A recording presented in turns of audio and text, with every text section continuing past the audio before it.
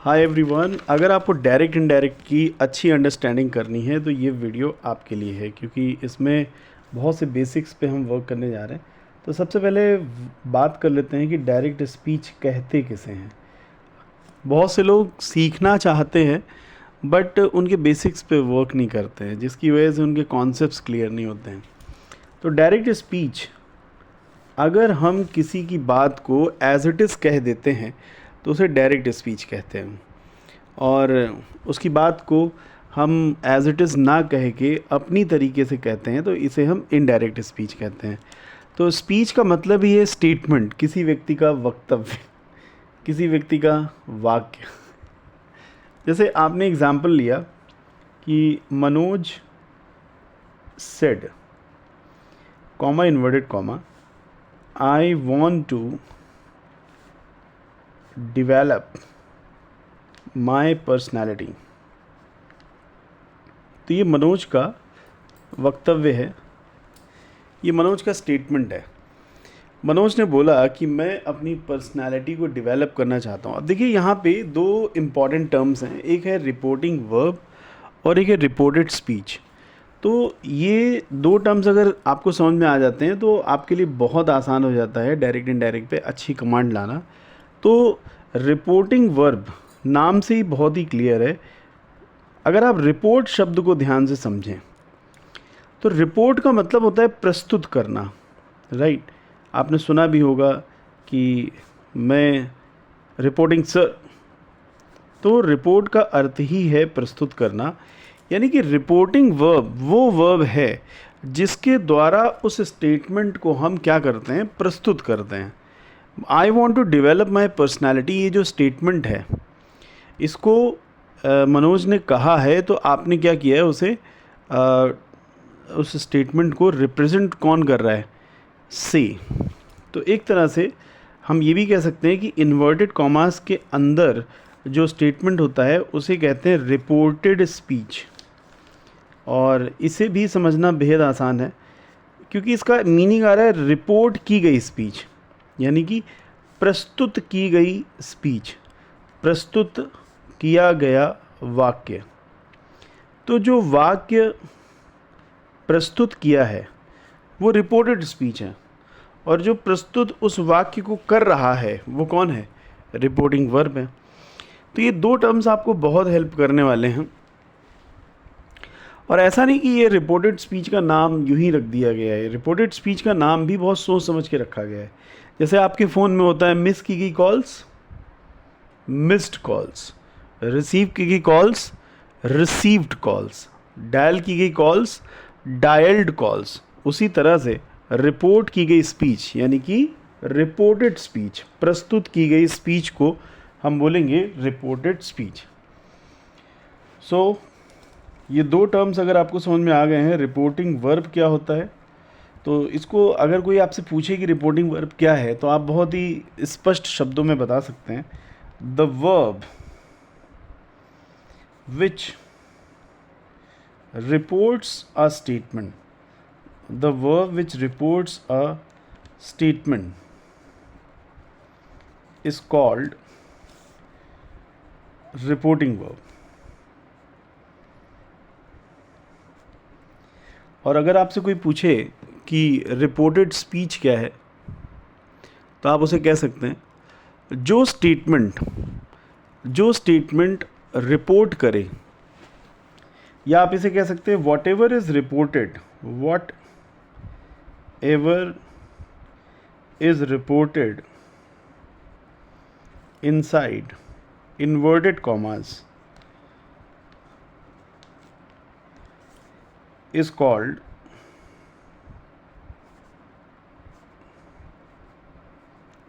Reported speech. तो जो भी स्टेटमेंट रिपोर्ट किया जाता है उसे हम रिपोर्टेड स्पीच कहते हैं, और जो भी वर्ब उसे रिपोर्ट करती है वो क्या है, रिपोर्टिंग वर्ब है, राइट। तो इस तरह से आपको क्लियर हो जाएगा। और आइए अब हम आपको कुछ सिंपल टर्म्स के बारे में बता देते हैं। जैसे कुछ लोग कंफ्यूज रहते हैं कि सब्जेक्ट क्या है, ऑब्जेक्ट क्या है, वर्ब क्या है, और फिर भी डायरेक्ट इनडायरेक्ट पढ़ते रहते हैं, तो उससे क्लैरिटी नहीं आती। आप कितने भी रूल्स रट लो बट रूल्स रटने से काम नहीं होगा, क्योंकि ये इंग्लिश है और इंग्लिश एक लैंग्वेज है। तो यहाँ पे बहुत ही सिंपल टर्म्स में आप समझ सकते हैं कि सब्जेक्ट कौन है। मुझे तो बहुत अच्छे से समझ में आ जाता है जब मैं इसकी हिंदी वर्ड पे ध्यान देता हूँ, कर्ता। तो कर्ता वही है जो काम को करे, right. The one who does the work in a sentence is called subject. The one who does the work in a sentence is called a subject of the sentence। उस सेंटेंस में वही सब्जेक्ट होगा जो उस काम को करे। अब जैसे मनोज सेड तो मनोज ने कहा, तो यहाँ पे काम क्या है, कहना। तो से आपका क्या हो जाएगा, वर्ब हो जाएगा। और जब भी आपको सब्जेक्ट का पता लगाना हो तो हमेशा हु से जोड़ दिया करो, हु प्लस वर्ब। अगर आप कहें कि किसने कहा, तो आपका आंसर आएगा मनोज ने कहा। तो obviously Manoj is the subject. क्यों? क्योंकि यहाँ पे काम कौन कर रहा है, मनोज कर रहा है। ठीक इसी तरीके से आपने कुछ और एग्जाम्पल लिए। उसने मुझे बताया, मैंने उसके साथ क्रिकेट खेला, कोई भी एग्ज़ाम्पल आप ले लीजिए। तो जो भी एग्ज़ाम्पल्स आ रहे हैं उसमें एक बात मेन आ रही है कि उसने उस काम को किया।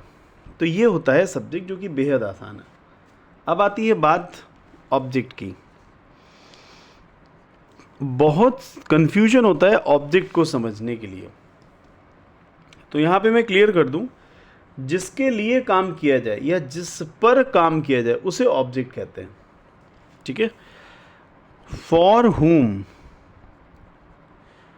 और on whom the work is done is called the object। अब जैसे मैंने सेंटेंस ले लिया कि मैंने डायरेक्ट इनडायरेक्ट एक्सप्लेन किया, तो आपका सेंटेंस क्या है, I explained direct and indirect topic. तो भाई मैंने यहाँ पे मेन काम क्या है, एक्सप्लेन करना, वर्णन करना। तो एक्सप्लेन करना क्या हो गया, वर्ब हो गया। किसने एक्सप्लेन किया, मैंने। तो ऑब्वियसली ये क्या हो गया, सब्जेक्ट हो गया। अब मैंने जो भी एक्सप्लेन किया, डायरेक्ट इनडायरेक्ट टॉपिक, ये पूरा का पूरा ऑब्जेक्ट हो गया। इसलिए ऑब्जेक्ट की अंडरस्टैंडिंग ज़रूरी है कि आप किसकी बात कर रहे हैं और किसके लिए बात कर रहे हैं, इसलिए ये यहाँ पे ज़रूरी है। सो आई होप यहाँ पे सब्जेक्ट और ऑब्जेक्ट आपको क्लियर हो गया होगा। अभी ये ऑब्जेक्ट इसलिए समझना पड़ा क्योंकि कई बार दो चीज़ें दे रखे होते हैं लेकिन लोग पहचान नहीं पाते। जैसे मैं एक थोड़ा सा कॉम्प्लेक्स सेंटेंस ले रहा हूँ। मैंने सेंटेंस लिया कि अमित ने मुझे सारी घटना बताई धैर्य से। अब कुछ लोग कंफ्यूज हो जाएंगे कि धैर्य ऑब्जेक्ट है क्या, यह सारी घटना ऑब्जेक्ट है। तो इस सेंटेंस में ऑब्जेक्ट आपको पहचानना है। जल्दी से कमेंट करके बताइए क्या होगा ऑब्जेक्ट। और आपका सेंटेंस है, Amit explained the whole incident with patience। अब देखो, जो रटने वाले लोग होते हैं ना, वो यहीं कंफ्यूज हो जाते हैं। वो सोचते हैं पेशेंस ऑब्जेक्ट है। उनको लगता है कि सब्जेक्ट और वर्ब के अलावा जो कुछ भी दिया है वो ऑब्जेक्ट है। ऐसा नहीं है। अब यहाँ पे अमित ने जो एक्सप्लेन किया, क्या एक्सप्लेन किया, द होल इंसिडेंट, केवल यही ऑब्जेक्ट है। विद पेशेंस क्या है, ये भाई सेंटेंस का कॉम्प्लीमेंट है। कॉम्प्लीमेंट का मतलब होता है पूरक, जो सेंटेंस को पूरा करे, जो सेंटेंस के मीनिंग को जो पूरा करता है उसे हम पूरक कहते हैं, राइट। चलिए और इसके आगे बढ़ते हैं। आई होप यहाँ तक आपको बिल्कुल क्लैरिटी अच्छे से हो गई होगी। अब आपको सब्जेक्ट समझ में आ गया, ऑब्जेक्ट समझ में आ गया, वर्ब। वर्ब बहुत टफ नहीं है। जैसे हिंदी में हम लोग जिसे कहते हैं काम, तो ऑब्वियसली हर सेंटेंस में कोई ना कोई काम दिया होगा। अगर नहीं काम दिया है तो फिर वो सिंपल सेंटेंस है। जैसे मैं आपका दोस्त हूँ, मैं आपका दोस्त हूँ, यहाँ पे कोई काम थोड़ी ना है। वह अमेरिका में है,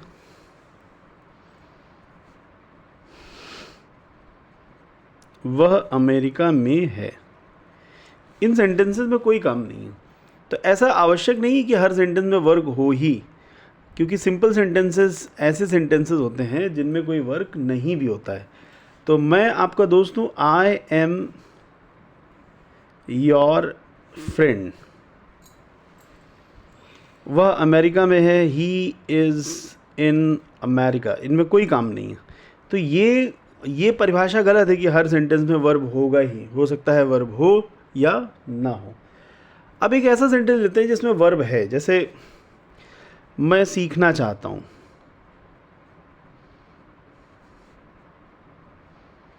मैं सीखना चाहता हूँ, ऑब्वियसली यहाँ पे सीखना क्या है, वर्ब है। वह गाना गाना चाहता है,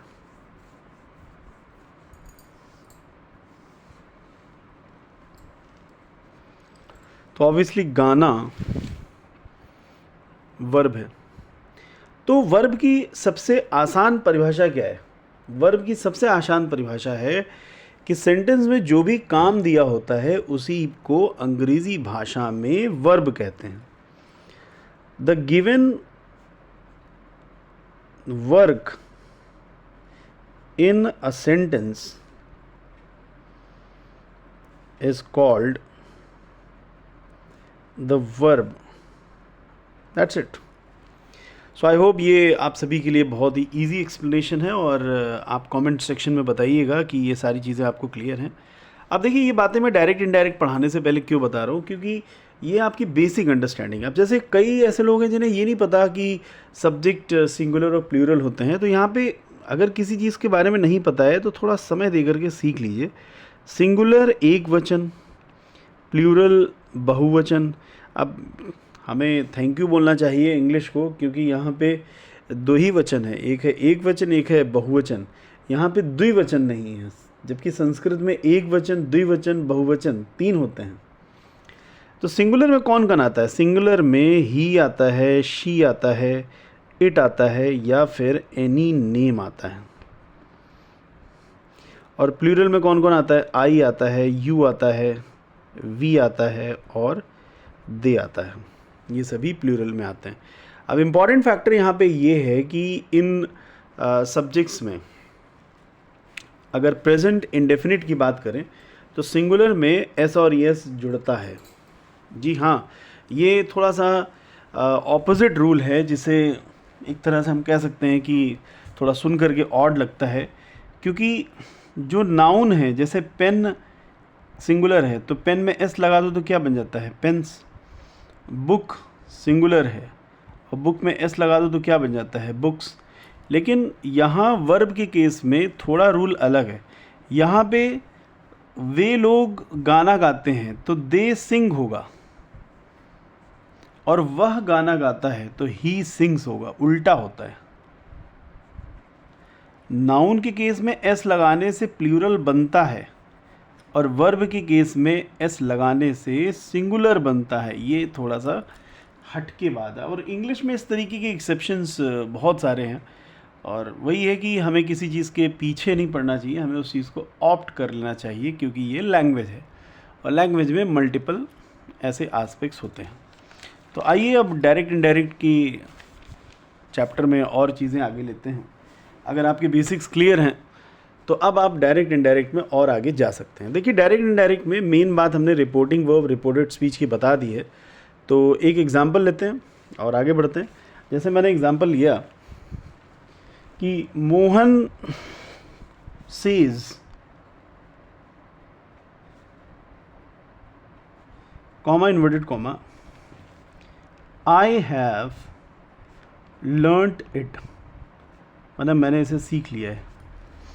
तो बहुत सिंपल है, अब देखिए डायरेक्ट को इनडायरेक्ट में बदलते समय आपको जो मेन बात ध्यान रखनी है वो कुछ विशेष बातें ध्यान रखनी है। पहला, चेंज ऑफ रिपोर्टिंग वर्ब, ये तो होना ही है। जो ये रिपोर्टिंग वर्ब है ना, रिपोर्टिंग वर्ब कौन है? जो सेंटेंस को रिपोर्ट कर रहा है, ये चेंज होगी। दूसरा आपका बदलाव, यूज ऑफ कंजंक्शन, कंजंक्शन का प्रयोग होगा और होना भी चाहिए, क्योंकि यहाँ पे आपका दूसरा जो सेंटेंस है वो इस वाले सेंटेंस से जुड़ रहा है, तो जोड़ने के लिए भाई कनेक्टर की ज़रूरत तो पड़ेगी। तो यहाँ पे हमें कनेक्टर चाहिए, जिसको अंग्रेज़ी में कहते हैं कंजंक्शन। इसके बाद आपका तीसरा बदलाव होगा चेंज ऑफ टेंस, मतलब रिपोर्टेड स्पीच का टेंस बदलेगा, और ये डिपेंड करेगा रिपोर्टिंग वर्ब का टेंस क्या है, वो हम बाद में डिस्कस कर लेंगे। चौथा बदलाव, चेंज ऑफ प्रोनाउन, जो आपका प्रोनाउन है I you we they he she it, ये चेंज होंगे। और पांचवा बदलाव, चेंज ऑफ वर्ड्स, जैसे होता ना टुडे का, दैट डे, यस्टरडे का, द प्रीवियस डे, दिस का, दैट, दीस का, दोस्त, ये वर्ड्स के भी चेंज होते हैं। आइए अब हम आगे बढ़ते हैं। अब देखिए इन सभी चेंजेस को हम लोग पढ़ लेते हैं एक एक करके, फिर देखना डायरेक्ट इनडायरेक्ट चुटकियों में आप कर ले जाएंगे, और कोई भी ऐसा क्वेश्चन नहीं बचेगा जो आप ना कर पाएँ, बहुत आसानी से कर लेंगे। तो चेंज ऑफ रिपोर्टिंग वर्ब में मैं बताना चाहूँगा कि रिपोर्टिंग वर्ब का जो चेंज है वो डिपेंड करता है रिपोर्टेड स्पीच पे, ठीक है।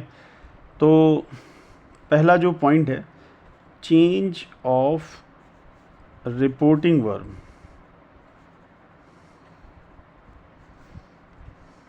is based on the type of reported speech। जो रिपोर्टेड स्पीच का टाइप है उस पर डिपेंड करता है। अब रिपोर्टेड स्पीच का टाइप कितने तरीके का हो सकता है समझिए। या तो आपका रिपोर्टेड स्पीच एजरेटिव सेंटेंस होगा। एजरेटिव सेंटेंस का मतलब होता है इसमें पॉजिटिव या नेगेटिव दोनों आ जाते हैं। एजर्ट का मतलब होता है आश्वासन देना, किसी चीज़ को आश्वस्त करते हुए कहना, उसे कहते हैं एजर्ट, एजर्टिव। तो अगर आपका रिपोर्टेड स्पीच एजर्टिव है तो ऑब्वियसली वहाँ पे सीधा सीधा मैं लिखे दे रहा हूँ से का टेल होगा, ऑब्वियसली सेज का टेल्स होगा, सेड का टोल्ड होगा। तो से का टेल तभी होगा जब ऑब्जेक्ट अवेलेबल हो। अगर ऑब्जेक्ट अवेलेबल ना हो ना तो फिर ये नहीं होगा, ये भी यहाँ पे कंडीशन है। मैं इस बात को बहुत ही आराम से समझ लेता हूँ, क्योंकि से माने होता है कहना, टेल माने होता है बताना। तो बताना तो तभी हो पाएगा ना जब कोई सुनने वाला हो। कहने में क्या है, कह दो, कोई सुने या ना सुने। तो मैं तो इसे ऐसे याद रखता हूँ। और अगर आपका सेंटेंस इंट्रोगेटिव है, प्रश्नवाचक वाक्य है। अब प्रश्नवाचक वाक्य दो तरह के होते हैं, या तो कोई WH वर्ड होगा या तो वो हेल्पिंग वर्ब से शुरू होगा। तो दोनों ही केस में, क्योंकि दोनों ही केस में वो प्रश्नवाचक वाक्य ही है और कुछ नहीं है, तो दोनों ही केस में आपका सिंपली मैं लिखे दे रहा हूँ कि से बदल जाएगा आस्क में। अब मुझे ये लिखने की ज़रूरत नहीं है कि सेड बदल जाएगा आस्क्ड में, विल से बदल जाएगा विल आस्क में, क्योंकि ये अंडरस्टूड है। सेज बदल जाएगा आस्क्स में, एस लगेगा उसमें। और अगर आपका सेंटेंस इम्परेटिव है, इम्परेटिव का मतलब आदेशात्मक वाक्य, इसमें रिक्वेस्ट है, ऑर्डर है, सजेशन है, तो से बदल जाएगा उसी सेंस के अकॉर्डिंग। या तो वो सजेस्ट होगा, या तो वो रिक्वेस्ट होगा, या तो वो ऑर्डर होगा, उसी में बदल जाएगा जैसा उसका सेंस है। और अगर आपका सेंटेंस ऑप्टेटिव सेंटेंस है, ऑप्टेटिव का मतलब होता है विश करने वाला, जैसे मे यू लिव लॉन्ग, किसी को कर्ज करना, तो ऑप्टेटिव सेंटेंस है तो वो बदल जाएगा या तो विश में या तो कर्ज में। और अगर आपका सेंटेंस एक्सक्लामेटरी है तो भी बहुत आसान है इसे समझना, क्योंकि एक्सक्लामेटरी का मतलब है एक्सक्लेम करना। और एक्सक्लेम करने में जो भी इसका सेंस है, जैसे अगर आप सरप्राइज्ड हैं, what a great example you have given, तो एक्सक्लेम विद सरप्राइज हो जाएगा। हो सकता है आप बहुत प्रसन्न हो, wow we have won the match, तो एक्सक्लेम विद जॉय हो जाएगा। हो सकता है आप बहुत दुखी हो, अरे यार मैच हार गए, तो एक्सक्लेम विद सॉरो हो जाएगा। तो ये डिपेंड करता है कि कौन सा सेंस वहाँ पे आ रहा है। इसीलिए मैंने कहा था इंग्लिश को रटे ना, इंग्लिश को समझें और फॉलो करें। तो इस तरह के आपके सेंटेंस होते हैं। आइए आगे बढ़ते हैं, मुझे लगता है यहाँ तक कि आपकी क्लैरिटी है। अब बात करते हैं use of conjunction. Use of conjunction भी आधारित है आपके सेंटेंस के टाइप पर। तो यहाँ पे यूज़ ऑफ कंजंक्शन, कनेक्टर जिसे आप कहते हैं, तो यहाँ पे टाइप ऑफ सेंटेंस हो जाएगा और यहाँ पे वो पर्टिकुलर कंजंक्शन हो जाएगा जो आप यूज़ करने जा रहे हैं। तो अगेन अगर आपका सेंटेंस एजर्टिव है, पॉजिटिव या नेगेटिव जैसा भी एजर्शन हो, तो वहाँ पे आपका कंजंक्शन लगना है दैट। अगर आपका सेंटेंस इंट्रोगेटिव है तो वहाँ पे आपका कंजंक्शन लगना है इफ़ या वेदर। इफ़ या वेदर में कई बार डिस्कशन होता है कि क्या लगाएं, तो वेदर लगता है जब ऑप्शंस दिए होते हैं, बाकी इफ़ लगता है जब सिंपली हेल्पिंग वर्ब से सेंटेंस शुरू हो रहा हो, जैसे do you want to learn, have you done it, तो हेल्पिंग वर्ब से शुरू होने वाले सेंटेंसेस में इफ़ या वेदर लगता है। तो यहाँ पे मैं नोट, यहाँ पे ब्रैकेट में एच वी लिखे दे रहा हूँ, तो एच वी का मतलब समझ जाइएगा कि हेल्पिंग वर्ब की बात हो रही है। और जिनमें डब्ल्यू एच वर्ड आता है, अगर वो डब्ल्यू एच वर्ड से शुरू हो रहा है तो वो जो डब्ल्यू एच वर्ड है वही कंजंक्शन बन जाएगा इंट्रोगेटिव के केस में। इसके बाद जैसा मैंने बताया कि अगर आपका सेंटेंस ऑप्टेटिव है, मतलब किसी को विश कर रहे हैं या किसी को कर्स कर रहे हैं, तो फिर वहाँ पे कंजंक्शन आपका दैट लग जाएगा। और अगर आपका सेंटेंस एक्सक्लामेटरी है, एक्सक्लामेटरी स्पेलिंग्स एकदम करेक्ट रहें, तो भी आपका कंजंक्शन वहाँ पे दैट लग जाएगा। और अगर आपका सेंटेंस इम्परेटिव है तो भाई वहाँ पे आपका कंजंक्शन लगेगा टू। ये थोड़ा सा आपको ध्यान देना है। तो ये तो हुई कंजंक्शंस की बात, आई होप आपको क्लैरिटी होगी। अब बात करते हैं टेंस कैसे चेंज होगा। तो टेंस में एक ही बात ध्यान रखिए, past follows past. Change of tense में बहुत ज़्यादा प्रॉब्लम नहीं है, बस एक ही रूल है कि पास्ट फॉलोज पास्ट। मतलब अगर आपका रिपोर्टिंग वर्ब पास्ट में है तो रिपोर्टेड स्पीच भी पास्ट में होगा। इसको मैं शॉर्ट फॉर्म में बोलता हूँ PFP। और अगर आपका रिपोर्टिंग वर्ब पास्ट में नहीं है तो वहाँ पे कोई टेंस में चेंज नहीं होगा। जैसे मैं इसमें एग्जांपल देना चाहता हूँ, जैसे आपका सेंटेंस है Harish said to me, comma inverted comma, I want to go. तो यहाँ पे आप देख रहे हैं कि सेड है पास्ट में, तो ऑब्वियसली इसका बदलेगा टेंस। तो यहाँ पे आपका सेंटेंस हो जाएगा, और यहाँ पे ऑब्जेक्ट मी है तो ऑब्वियसली यहाँ पे टोल्ड हो जाएगा। तो आपका सेंटेंस हो जाएगा Harish told me. I want to go एक सिंपल सेंटेंस है तो ऑब्वियसली कंजंक्शन क्या लगेगा, दैट। अब ये जो सब्जेक्ट है आई, ये हरीश के अकॉर्डिंग क्या हो जाएगा, ही। और वांट की जगह क्या हो जाएगा, वांटेड। अब आप बिल्कुल मत कहिएगा कि आप बहुत छोटे बच्चे हैं, क्योंकि आपको पता है कि जो पर्टिकुलर कैटेगरी है टेंस की वो उसी कैटेगरी में चेंज होगी।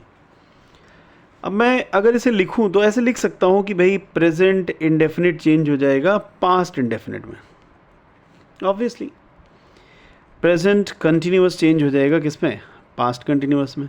प्रेजेंट परफेक्ट चेंज हो जाएगा किस में, पास्ट परफेक्ट में। और प्रेजेंट परफेक्ट कंटिन्यूअस है तो वो बदल जाएगा पास्ट परफेक्ट कंटिन्यूअस में।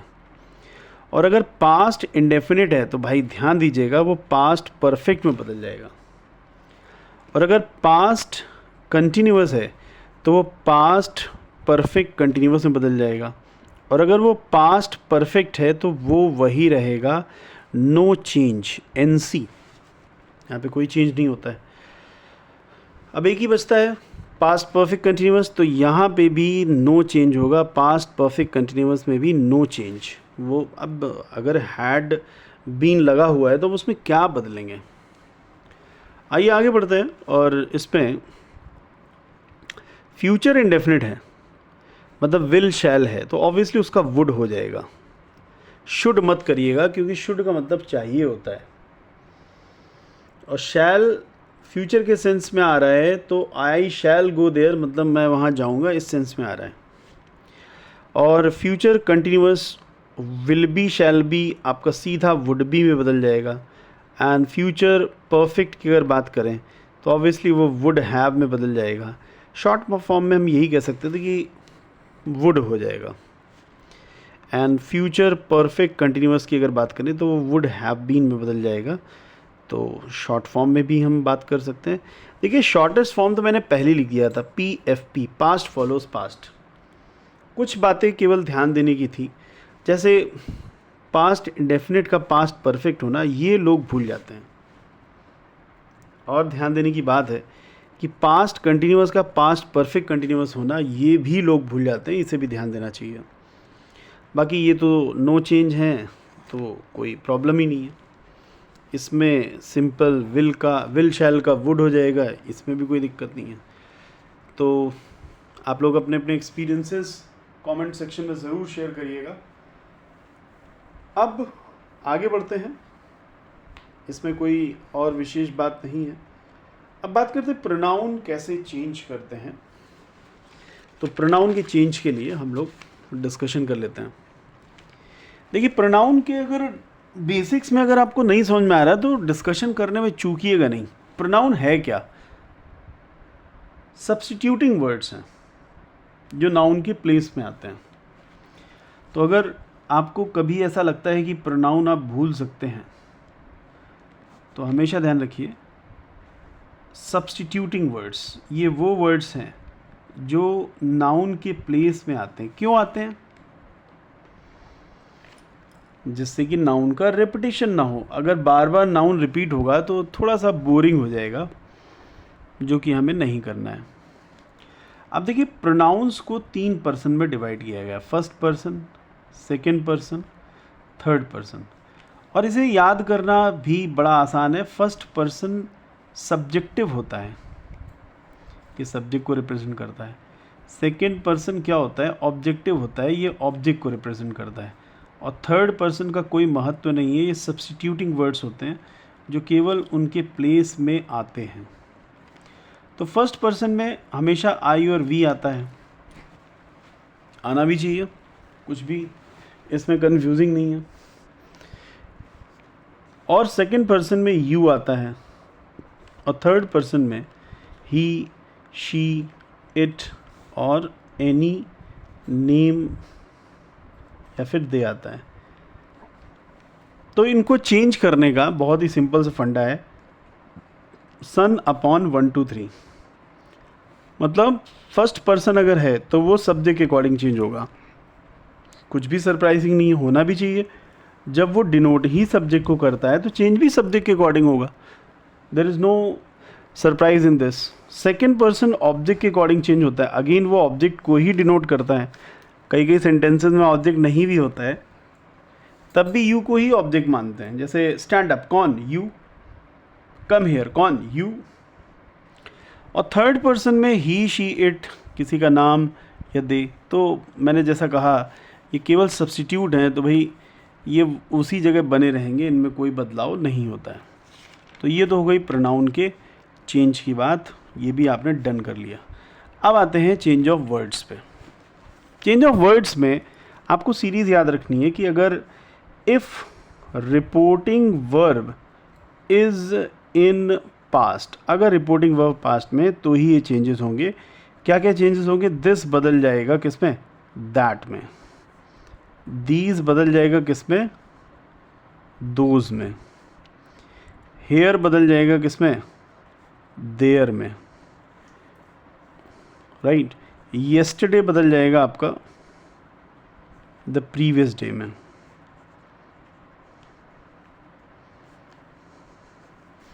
टुमारो बदल जाएगा द नेक्स्ट डे में।